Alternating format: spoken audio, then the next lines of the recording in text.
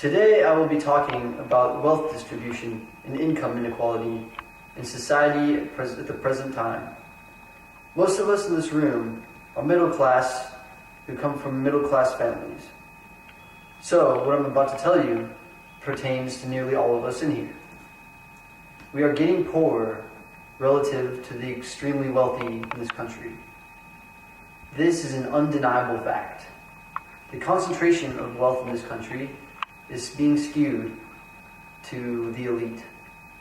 The primary index to measure wealth distribution is known as the Gini coefficient. The Gini coefficient is a numerically based scale from 0 to 1.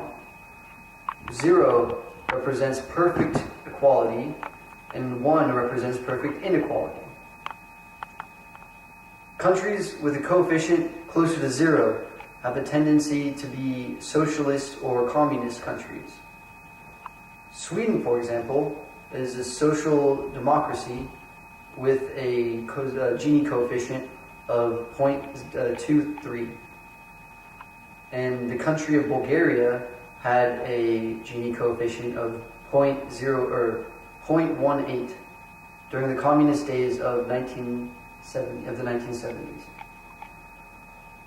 On the other hand, countries with a coefficient closer to 1 tend to practice more autocratic or dictatorial forms of government. The African nation of Namibia, for example, has a coefficient of 0.71. And I would imagine that the early Egyptian Empire had a coefficient of above 0.98 with its pharaoh, with the pharaoh king who assumed godlike status. Since the Age of Enlightenment, the French Revolution, and the Industrial Revolution, there's been a growing middle class with a trend toward a higher percentage of wealth distribution. This trend brought lower crime rates, universal education, improved health, increased rights for the common man and suffrage for the woman, and more social integration and shared values. In the US, during the first half of the 20th century, the Gini coefficient dropped from a pre-Great Depression rate of 45, nearly 7.7 points to 0.36. This is a 14% lowering of income inequality. Since 1968, however, there has been a steady increase in income inequality, up to 0.46 in 2009. This is a 20% increase in income inequality. During the same period, in the late 20th century, early 21st century, there has been an increase in crime and homelessness, and a decrease in poverty, or a decrease in health status and education levels for certain demographics, and increases in poverty levels for the poorest Americans overall.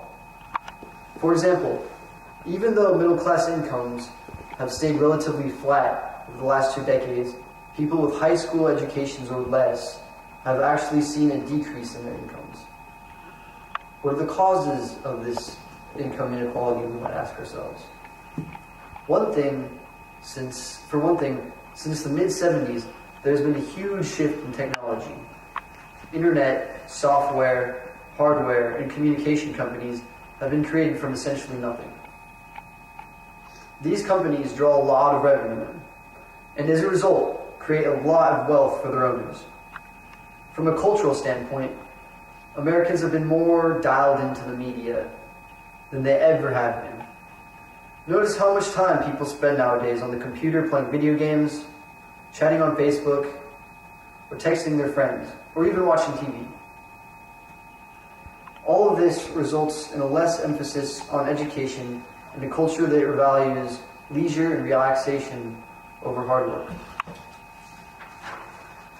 Additionally, many people on the lower classes, or those who don't have education, are caught up in what is known as the poverty cycle. Their children don't have the same opportunities as the children of wealthier families. The effects of this cycle cause most people to be trapped in this class. They, like much of the middle class, seek escape from the reality through media and the newest technologies, but they are submerged in their crime-ridden neighborhoods and their less functioning schools. The alternative to this cycle could be for us to turn off the TV and the video games and get back to school or work, which is obviously difficult because the escapism the TV and video games offer are very alluring. The solutions will not be easy. The rich need to create additional income opportunities for the poor. And the poor need to allocate their money to future investments and not waste it away with self-indulgence and gambling. Kids like me, need to turn off the TV and video games and get back to work or school, which is obviously difficult because the challenges imposed by turning off the TV and video games are not as easy as it sounds. When all of this happens, however, the cycle can be broken, and more people can enjoy our prosperity, America's prosperity. By prosperity, I emphasize greater income equality, where every class enjoys a rising income. Complete equality may not be a totally good thing, however, because obviously there should be higher rewards for those who work harder and create wealth for others. To recap, income inequality in the United States dropped during the first half of the 20th century. Crime rates were low, and education for Americans increased during this time. America truly seemed to be the land of opportunity, with a thriving middle class. However, during the latter part of the 20th century, income inequalities grew. This happened partly from the growth of new technologies, but also it grew because lower and middle class families saw their incomes fall off or stagnate. This growing income gap threatens to create a permanent lower class for this country. We can either accept this continued trend toward increased income inequality, or we can all do something about it. We can turn off the games and turn off the TV, get back to work and doing things that will have positive impacts on our lives and the lives of others. Thank you.